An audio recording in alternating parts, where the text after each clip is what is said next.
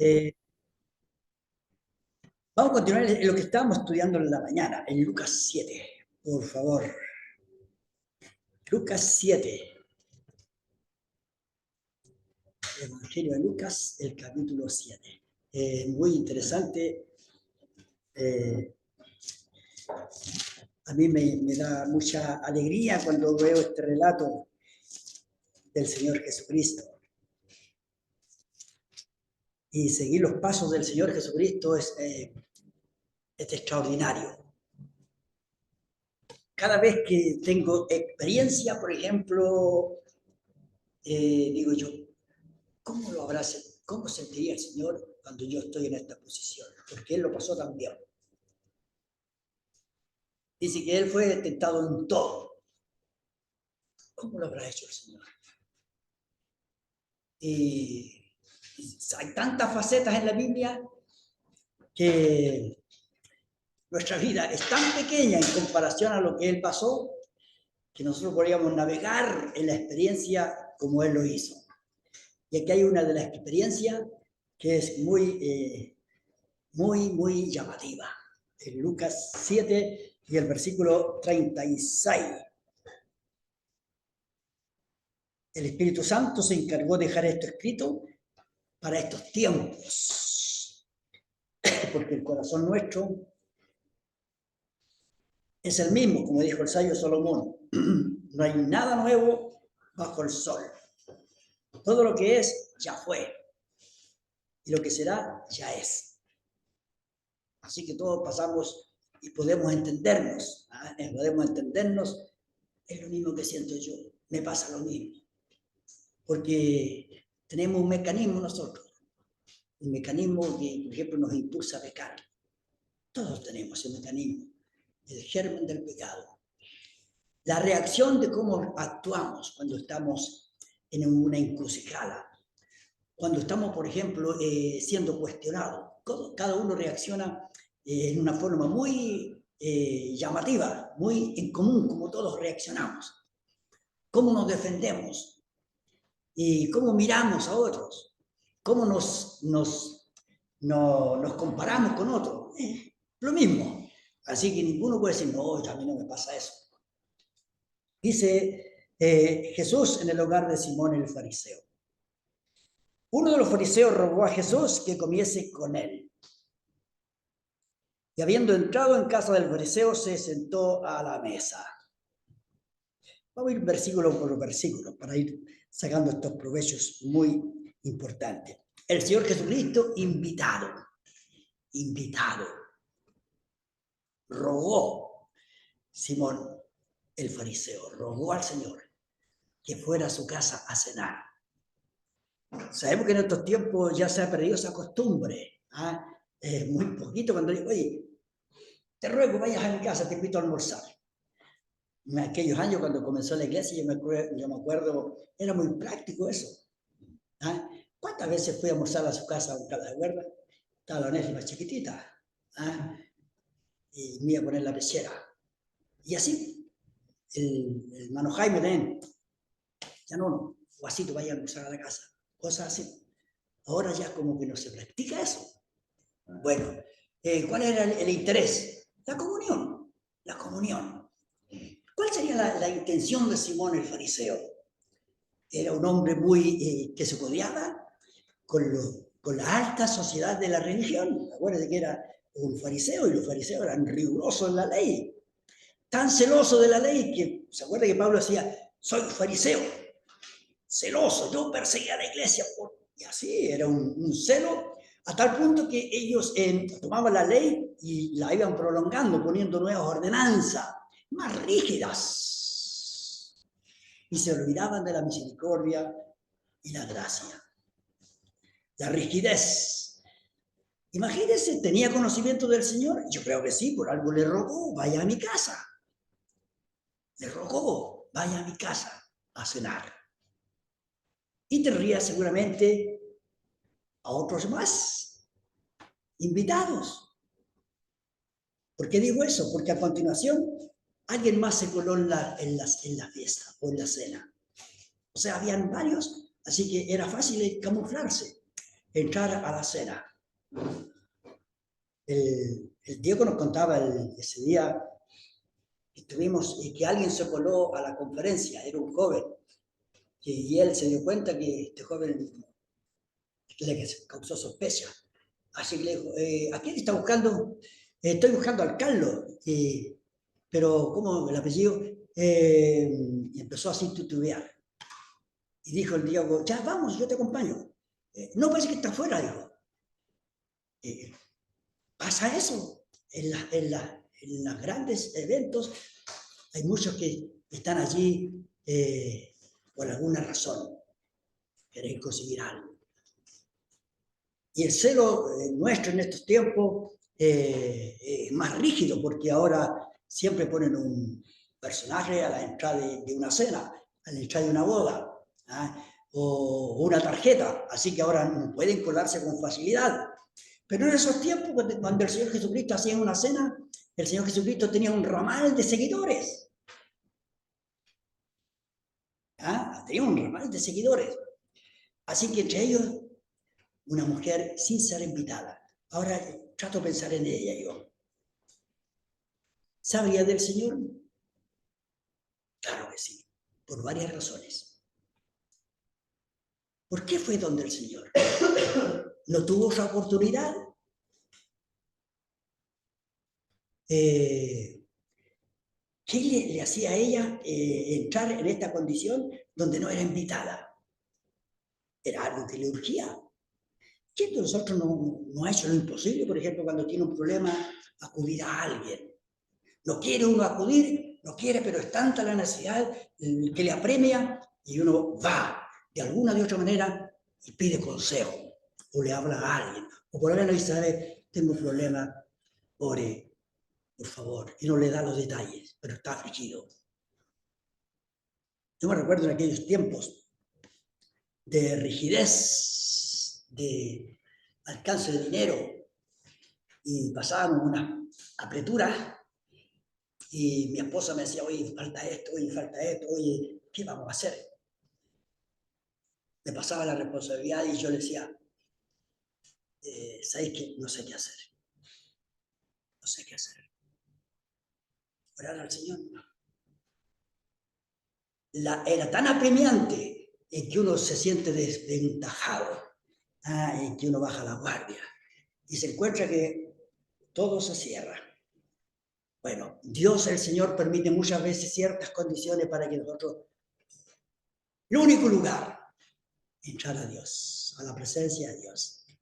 ¿Se acuerdan que los israelitas, Dios les decía, probadme que yo soy Dios, y abriré la ventana de los cielos para que sobreabunde? Y a nosotros, ¿cómo vemos a Dios? Esta mujer, ¿cómo veía al Señor Jesús? Miren, dice la palabra, entonces una mujer de la ciudad que era pecadora, al saber que Jesús estaba a la mesa en casa del fariseo, trajo un frasco de alabastro con perfume. Lo primero que vemos, los detalles que da el Espíritu Santo, por lo que podemos decir, traía un problema insolucionable. Y el Señor, que sabe, que pesa los corazones, que escudriña la mente, sabe lo que ella trae en sí. Y ella lo único que trae es el problema, y para compensar, un frasco de alabastro, lo más preciado que tenía. ¿Acaso eso no le solucionaría el problema? Si lo vendiera, este frasco de alabastro, ¿no solucionaría su problema? Es que no era un problema monetario. No era un problema monetario. Era más grande. A tal punto que no traía nada escrito como para hacer una petición. A tal punto que no traía nada escrito para hacer una petición. Y lo que da los detalles que da el Espíritu Santo, dice que una mujer de la ciudad que era pecadora. Una pecadora.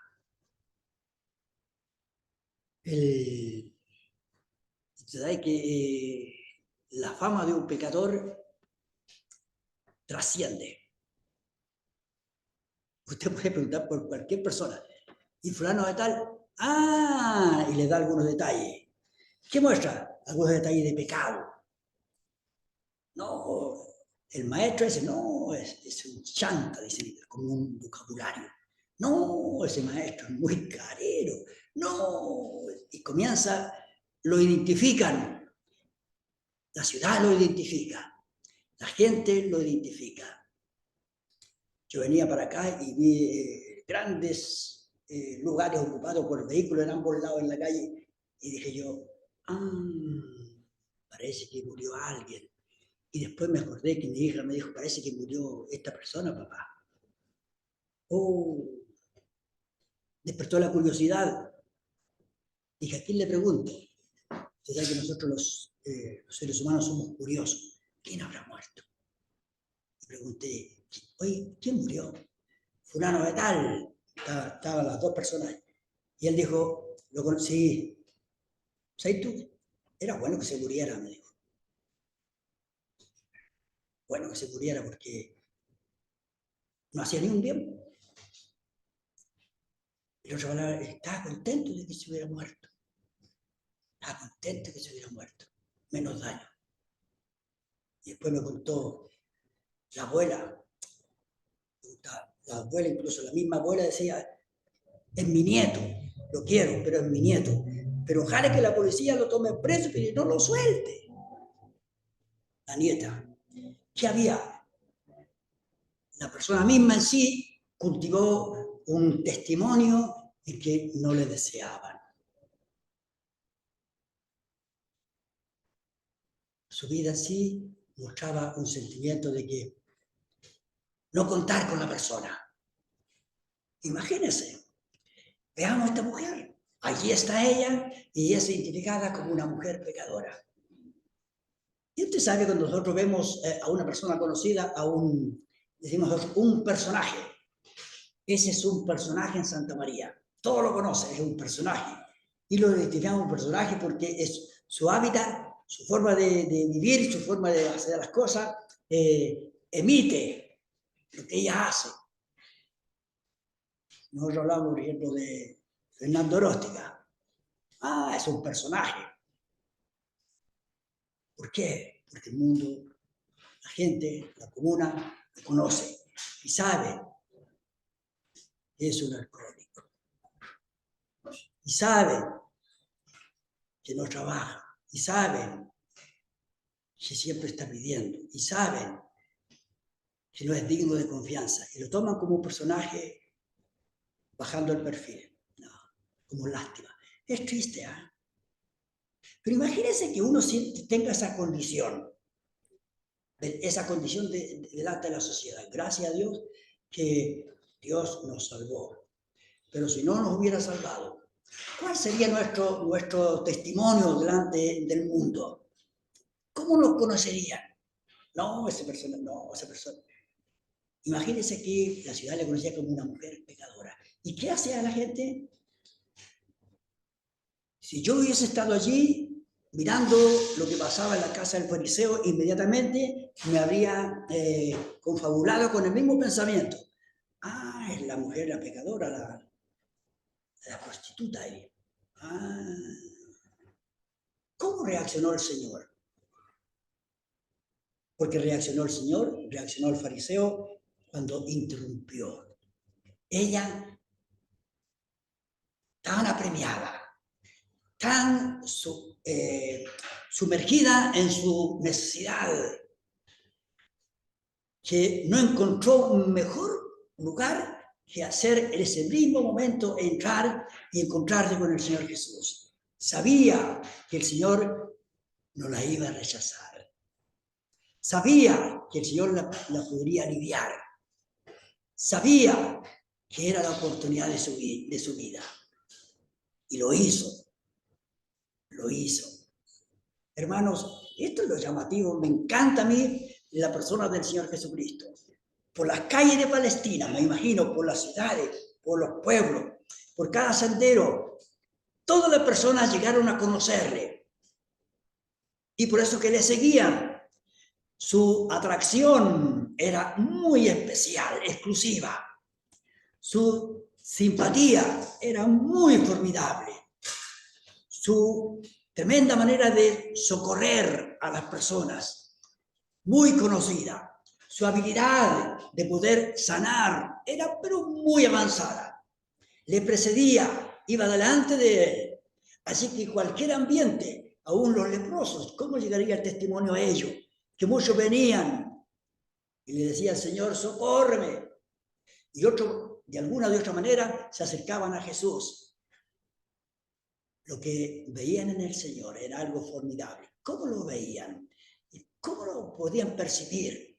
Bueno, no hay duda que el Espíritu Santo dignificaba la santidad del Señor, su corazón transparente, su corazón de salvador, su corazón de recibir a cualquier persona en cada momento, aunque algunos decían, deja al maestro. En este momento no, y le impedían a muchos acercarse al Señor Jesús, pero el Señor decía, déjenlo, déjenlo. No conocían al Señor sus propios discípulos, que muchas veces reprimían a la multitud, muchas veces le impedían a la gente, pero esta mujer, lo que la apremiaba, Hermanos, yo creo que cada uno de nosotros siente esta inferioridad muchas veces. Cuando uno lleva ese sentimiento de poca fuerza. ¿Quién no lo ha sentido? ¿Ah? Cuando está bloqueado, cuando dice, no, me bloqueé, no capto. Y uno abandona, dice, no me encuentro competente. Así que no cuente conmigo en eso. Porque uno sabe que es vulnerable, sabe que tiene cosas que escapan de uno. Pero el Señor Jesucristo, que Él lo tenía todo y que Él podía entender, no fue indiferente. Me encanta eso. El Señor no fue indiferente al dolor ajeno. ¿Debemos aprender eso? Claro que sí.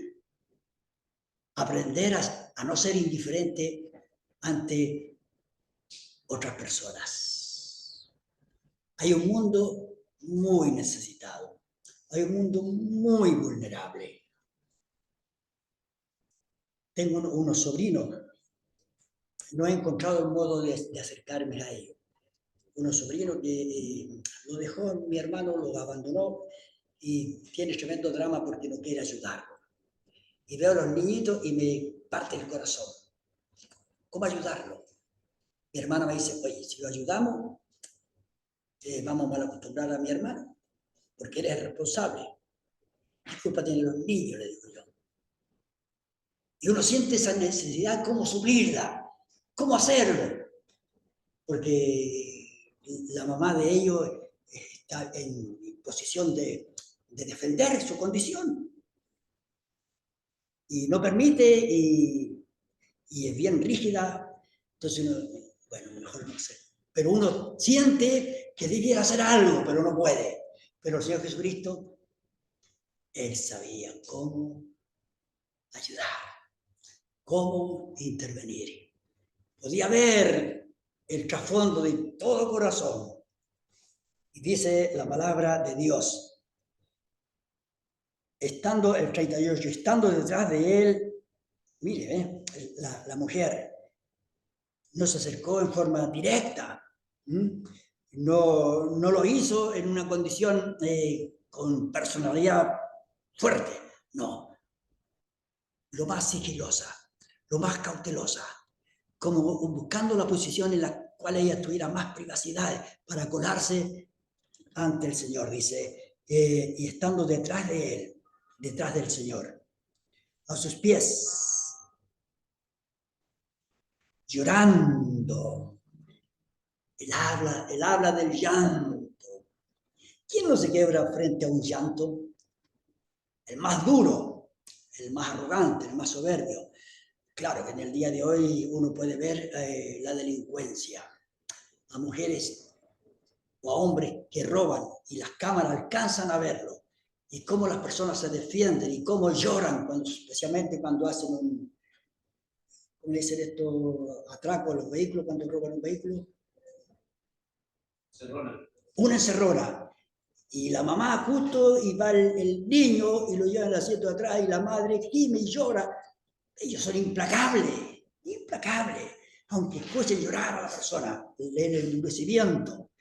Pero el Señor podía percibir el llanto, el idioma del llanto, el idioma del corazón. Y llorando, dice, y llorando, detrás comenzó a regar con lágrimas sus pies. Sabemos que la forma de ungir era la cabeza. Cuando ungían a alguien era en la cabeza. Pero ella ni aún así se fue a los pies. ¿Y quién hacía este trabajo a los pies cuando llegaba un huésped? Los hombres de dinero tenían siervos, esclavos, los cuales ellos hacían esta tarea. Cuando llegue la visita, hagan esto. Me hizo acordarme cuando nosotros hacíamos la despedida de los hermanos. ¿Te acuerdas, don Carlos, cuando hacíamos la despedida de los hermanos? El hermano Jaime ya, no, tú te vas a poner acá, don Carlos, don Carlos se va a poner aquí, y cuando llegue la persona, y preparaba para poder darle a la persona para que se sintiera feliz, que era una sorpresa. Imaginemos aquí una cosa así, y la mujer no hizo, lo único que era llorar. No tuvo tiempo como para hacer un preparativo. Dice que llorando a sus pies, regaba con sus lágrimas sus pies. Veamos el ambiente de fariseo y de todos los invitados. Yo creo que se interrumpió, seguramente estarían hablando ellos, porque el fariseo era un hombre sabio, un hombre de alto intelecto teológico, y estaría con esa mentalidad, y de repente hace esto. ¿Qué acontece? El Señor deja que lo haga, que derrame su corazón, que exponga lo que está dentro de sí, que pueda liberar todo aquello. Y mire, lo formidable, dice, comenzó con sus lágrimas a regar sus pies y con sus cabellos los enjugaba. Y una vez sequitos, dice, y besaba sus pies, y luego, una vez seco, los ungía con el perfume. ¿Qué situación, ¿Qué situación? Me hace pensar lo que hacemos nosotros el día domingo. ¿Qué es lo que hacemos nosotros el día domingo? Cada uno de nosotros se acerca con ese temor reverente para adorar. ¿Por qué? Porque venimos a darle las gracias por lo que hizo en nuestras vidas. Ese es el sentimiento que nos mueve a nosotros. Y estamos tan contentos, tan alegres, como llamamos la mañana, ver al Señor Jesucristo como la piedra escogida, preciosa. Y venimos con esa gratitud, porque hay algo que pasó en nuestras vidas, como en esta mujer podía percibir que el Señor le había amado y que ella podía ver en gratitud demostrarle su cariño. No hubo palabra, pero el idioma del corazón habla de 1000 maneras. Comenzó, dice, a regar los pies y luego secarlos con su cabello y besaba sus pies y los ungía con el perfume. No hay cosa más saludable. Y ese ambiente, imaginémoslo. Yo creo que estaban todos mirando. La escena de la cena ya quedó en segundo plano. El momento principal más álgido, más elevado, más candente, era lo que estaba haciendo esta mujer en el silencio y que el Señor no la rechazó, la aceptó. Y subió elevado, la sintonía más perfecta, sintonizada a un sentimiento en que nadie se atrevió a hacer nada. El ambiente se detuvo y comenzó y se cumplió lo que esta mujer estaba haciendo. ¿Somos buenos para interrumpir?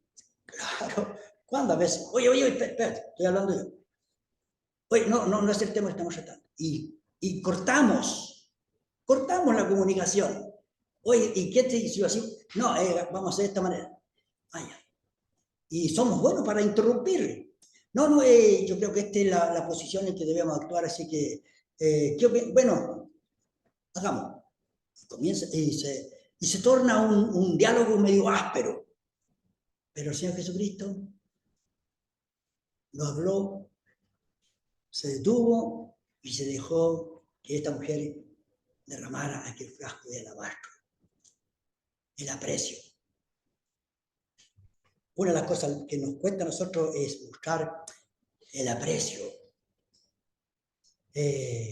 Aunque Dios dice, amaos unos a otros. Y es un síntoma que tenemos que cultivar. Amarnos unos a otros, apreciarnos unos a otros. Y somos difíciles de apreciar.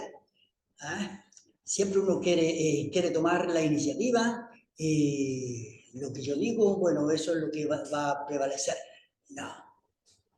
El Señor es aquel que sabe apreciar a cada uno de nosotros. Y eso es lindo, a mí me da alegría. El Señor me entiende. El Señor entiende y sabe mi condición, sabe cómo lo que siento, sabe en qué condición amanecí, sabe que estoy en este síntoma de decadencia, sabe que estas cosas son difíciles para mí y se dan cuenta que yo no hago estas cosas porque no las puedo ver, o soy muy rápido para equivocarme, o soy muy rápido para enojarme. Y qué bueno que el Señor sabe, comprende. El Señor nunca se equivocó, jamás. Como decía el hermano Manuel, nuestro abogado.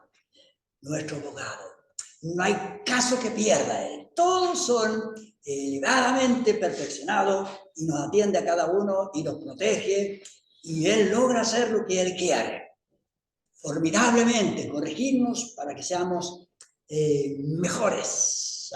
Quiere que buscamos fruto a 30, a 60 y a 100 por uno. Sabe el Señor, sabe aceptarnos y llevarnos en esta perfección. Imagínense el final de la historia, que vamos a ir viendo. Y dice la palabra allí, cuando vio esto el fariseo que le había convidado, dijo para sí, si fuera profeta, conocería quién y qué clase de mujer es esta que le toca, que es pecadora.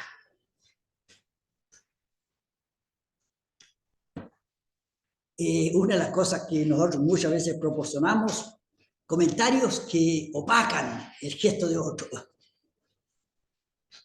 Yo lo he hecho, me he equivocado y he opacado la buena intención de alguien. Somos buenos para opacar la opinión, la actitud de otros. Y eso es lo que hizo Simón el fariseo. Opacó, rebajó lo que estaba haciendo ella. Rebajó lo que el Señor es. Dijo, si fuera profeta, conocería quién y qué clase. O sea, al Señor, en vez de tenerlo coronado de hermosura, de gloria, arriba, majestuosamente elevado, lo bajó más bajo que un profeta. Más bajo que un profeta. El profeta era un enviado de Dios, como Juan el Bautista, como Elías, mensajero de Dios, pero él lo rebajó. Si fuera profeta, sabría qué clase de mujer. O sea, le dijo que el Señor era ignorante. ¿Lo han tratado de ignorante? Duele, ¿eh? Ah, tú no sabes nada. No, tú no. Vamos a preguntarle a otro mejor. Vamos a preguntarle a alguien más entendido. Y muchas veces opacamos una escena. ¿El Señor Jesucristo le afectaría eso? A mí me afecta, por ejemplo, cuando alguien me dice, no, está equivocado, no es así. Ah, ya, ¿cómo entonces? Pero duele, claro que duele, porque somos así, ofensivos, y nos ofendemos. Imagínense, ¿cómo se sentiría el Señor? Yo he tratado siempre, digo, Señor, ¿cómo te sentirías tú cuando la gente te decía que eres menos que un profeta? ¿Cómo se sentiría el Señor? ¿Le dolería? ¿Le dolería? ¿Se acuerda cuando los hermanos pensaban que el Señor no estaba bien de su mente, de su madre, y le buscaban? Querían llevarle al doctor, porque decía que estaba fuera de sí. ¿Cómo se sentiría el Señor? ¿Cómo se sentiría cuando allí frente a Pilato, Pilato le dice, ¿vosotros vais a crucificar a vuestro rey? No, dijeron ellos, él no es nuestro rey. Tenemos un rey y es el César. Y si tú te opones, le vamos a decir al César. ¿Cómo se sentiría el Señor al oír estos gritos de menoscabo? Incluso dice que los bebedores hacían canciones.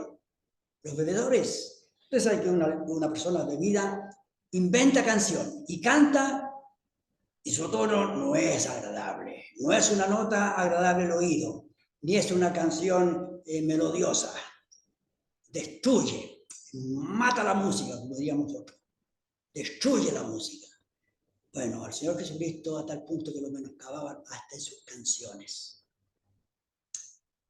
Oh, ¿cómo entender la reacción del Señor? Nosotros reaccionamos, a veces nos enojamos y ya, hasta aquí nomás. Cortamos la comunicación. Ah, ya, bueno, quédese con su pensamiento, chao. Así reaccionamos nosotros cuando alguien opaca o menoscaba lo que estamos diciendo. Somos muy rápidos, hablábamos recién la rapidez de nuestra lengua. Imagínense Simón el fariseo. Y no lo dijo, pero lo pensó. Y lo pensó y lo culminó. Completamente, como quien dice, yo sé más que él. Él ignora, él no sabe, él no entiende. Y rebajó al Señor Jesucristo. ¿Lo han rebajado? ¿Ah? Cuando yo me siento, por ejemplo, me afecta a mí cuando estoy con alguien más elocuente y de un curso elevado, y trato de cómo hablar porque me siento menoscabado. No me lo dice la persona, pero yo mismo lo percibo, que soy menos. Y me cuesta conectarme,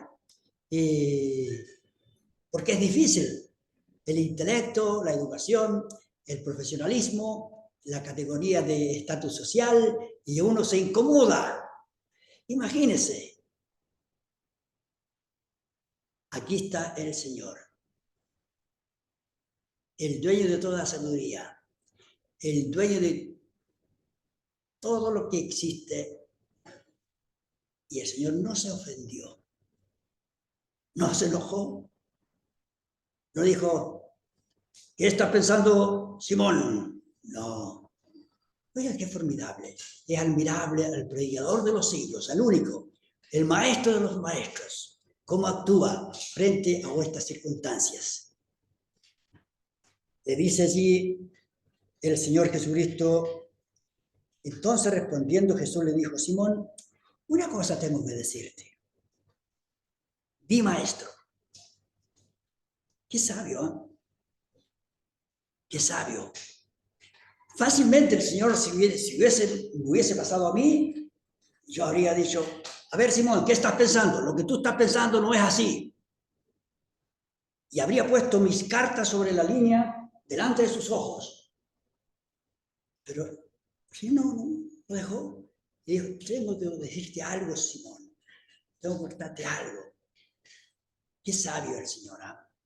Menos mal que no nos trata como lo que merecemos. Nosotros merecemos ser tratados con ira por nuestros pecados.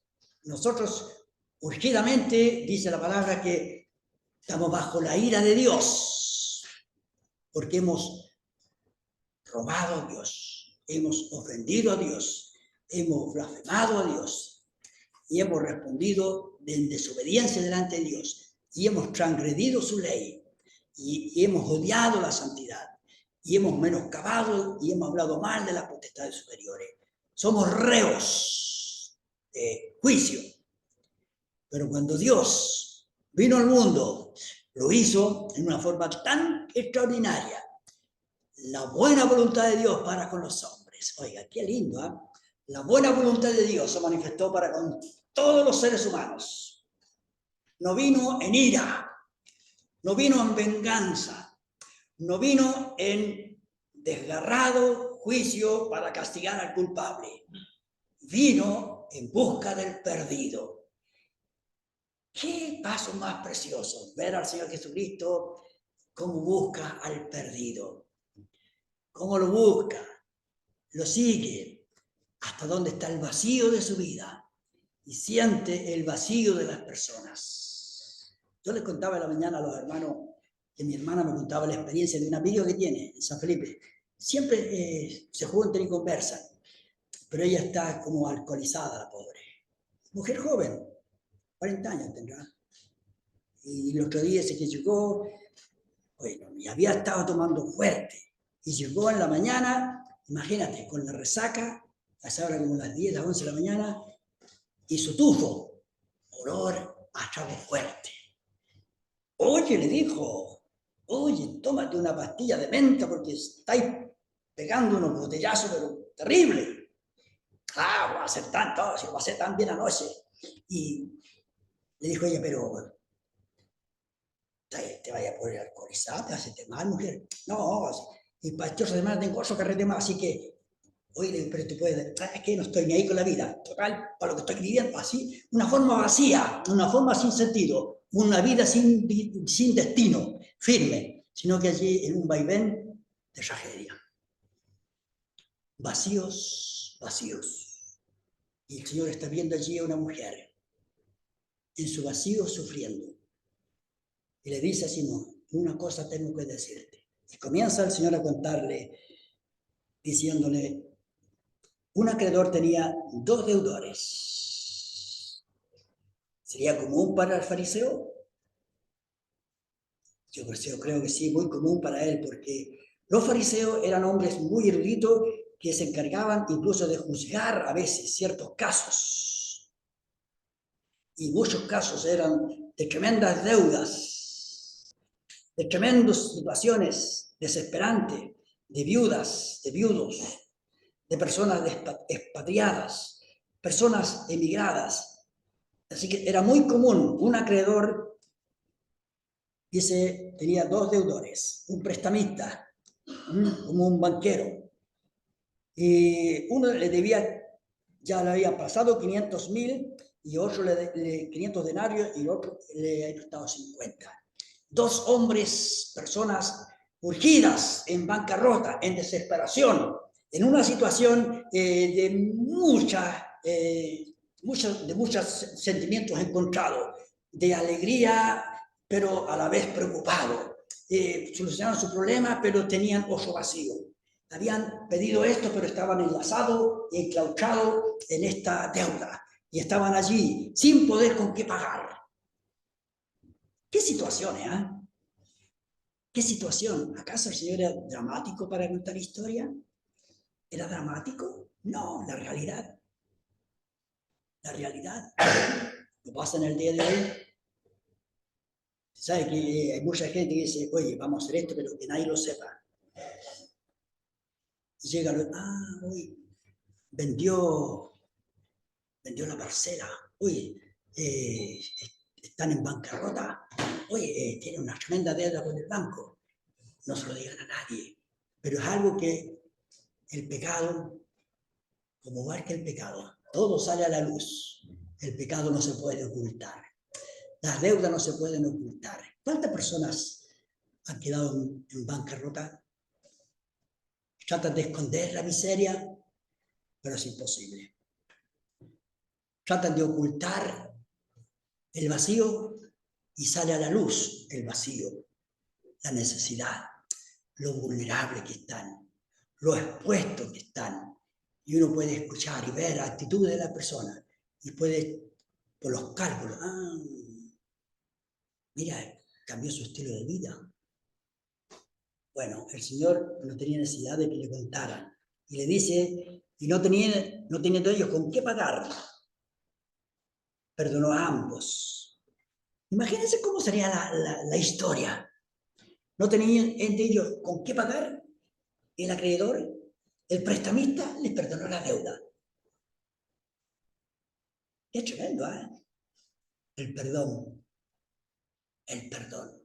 ¿Cuánto vale el perdón? ¿Cuánto vale el perdón? Yo le conté la historia de la niñita que quería un remedio para su hermano y ella no tenía, lo único que decía, bueno, una oración, o la oración puede salvarle. Y la niñita con esto en mente, porque escuchó a los papás que estaban hablando, y fue a la farmacia y justo había llegado un médico del extranjero y le dijo al farmacéutico, quiero que me venda una oración. ¿Una oración? ¿Cómo eso? Sí, porque es para sanar a mi hijo. No, miquita, eso no vendemos aquí en las farmacias, eso es una oración. ¿Para qué? Para salvar a tu hermanito. No tenemos eso. Esto tiene que ir a alguien. Y justo este caballero creyente dijo, yo voy a orar por ti, yo voy a hacer algo por tu hermanito. ¿Y cuánto me va a salir? Vamos a orar a Dios para que Él me dé la habilidad para operar a tu hermanito. Y ella dice que esa fue la más grande verdad, el sentimiento de la oración. El hombre se admiraba a este médico. ¿Cómo esta niñita sabía que por una oración podría su hermano ser operado y con los recursos que ella no tenía, Dios lo podía hacer? Y usó a este médico profesional y lo operó y no le cobró nada. El precio del perdón, el precio de la sanidad, el precio de la justificación. Es tan extraordinario que a veces nosotros no lo valorizamos. El día cuando Miguelito hablaba de lo que es la expiación, la expiación y la redención, ¿para qué era? Propiciación. Uno no hace los parámetros para poder ir mirando cómo es tan detallado en la Escritura, cómo Dios lo hace, cómo Dios, por el acto de la fe, nosotros somos propiciados, el pecado es quitado, cómo Él lo hace expiar, sacarlo y tirarlo lejos, no acordarse nunca más, con la pura oración. ¡Qué grande es el perdón que Dios nos ha dado! Tan formidable el perdón. ¿Y cuánto cuesta? La oración de fe, nada más. Y el mundo está lleno de inquietudes que quieren solucionar su vida. ¿Pueden orar? Sí, pero no lo creen. Tan eficaz y no lo aceptan. Tan real y no lo ven. Tan atento, tan preciso, que en el mismo momento puede llevar el hombre de fragilidad ante él y él toma al pecador y lo hace limpio. Qué formidable, ¿eh? Aquí está el Señor dice, y perdonó a ambos. Y hace la pregunta ahora. La pregunta del perdonado. Le dice, le hace la pregunta, ¿cuál de ellos le amará más? ¿Cuál de ellos le amará más? ¿Qué pregunta? ¿Le han preguntado a usted? Yo siempre con el sitio nos preguntamos, ¿A quién amas tú? ¿Más a ese o más a ese? Nos hacemos esa pregunta. Sí, yo amo a mi hermano, sí. Me cuesta amarlo un poquito más, pero lo amo. Y no lo amo de mi corazón, sino que porque Dios me manda a amar. Y uno se escuda en la palabra, claro. Nadie puede amar a su prójimo, excepto por la mano de Dios. Dios nos manda, amados unos a otros, amados unos a otros, como escuchamos en la conferencia. ¿Cuál de ellos piensa que le amará más? Y uno hace la pregunta, ¿puede usted saber quién ama más al Señor en este momento? Si yo le preguntase, ¿quién piensa usted que ama más al Señor en este momento? Dentro de todos los que estamos aquí, ¿seríamos capaces de ver quién ama más al Señor? ¿Qué haríamos nosotros? A ver, yo voy a ver, comenzaríamos a analizar.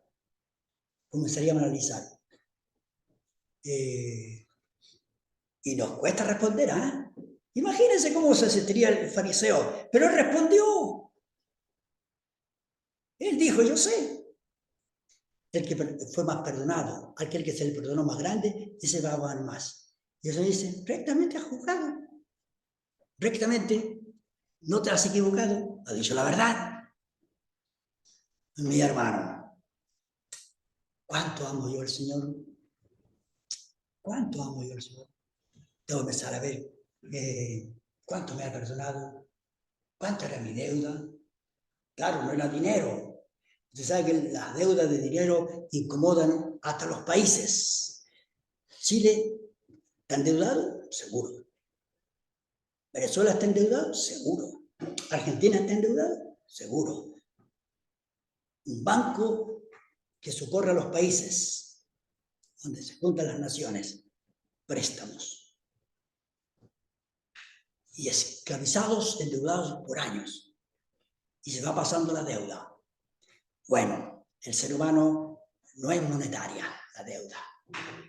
El acreedor, ¿a quién le hemos pedido? ¿A quién le hemos pedido nosotros?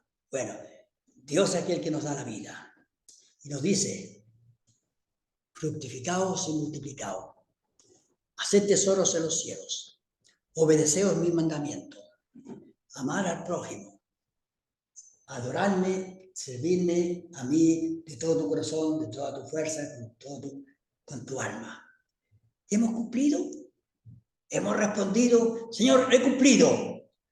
No, todos nosotros estamos endeudados, porque hagamos lo que hagamos, nunca vamos a pagar el favor de Dios, porque su gracia y su misericordia fue derramada en nuestros corazones, por puro amor, por pura gracia y misericordia. Hemos obtenido el perdón, han sido lavadas nuestras vidas, pero el proceso de apreciar quién ama más, debiéramos preguntarnos, ¿cuánto amo más al Señor? ¿Amo más al Señor que a mi trabajo? ¿Amo más al Señor que a fulano? ¿Amo más al Señor que... Y pongan la balanza. Y yo no estoy enjuiciando a nadie, pero cada uno puede saber hasta dónde llega mi amor. ¿Se acuerda que Pedro le dijo al Señor, Pedro, ¿me amas? Y Pedro se incomodó la tercera vez, porque el Señor no estaba satisfecho con la respuesta. Podía percibir que su amor no era transparente, tenía un límite. Bueno, el Señor le dijo, he orado por ti, Pedro, para que una vez restaurados, ayudes a tus progenitores, a tus discípulos, a todos aquellos que están contigo, para que sea restaurado. Mis hermanos, rectamente has juzgado. ¿Quién fue más beneficiado en este momento? La mujer. Simón tuvo que corregir mucho. ¿Se había equivocado? Sí. Tuvo que corregir y corregir su brújula para poder saber que estaba equivocado. ¿Se habrá enmendado? Bueno, lo sabremos. Vamos a orar. Padre, gracias te damos, Dios eterno, por estas escenas de tanto calibre de la humanidad del Señor Jesucristo, su amor profundo, desplegado sin reservas, socorriendo, restaurando aún a Simón, aún aquellos que son justos, pero menoscaban el perdón. Ayúdanos, oh Dios eterno, para valorizar lo que tú has hecho en nuestras vidas. Pedimos esto para tu gloria en nombre de tu Hijo, el Señor Jesucristo. Amén. Amén.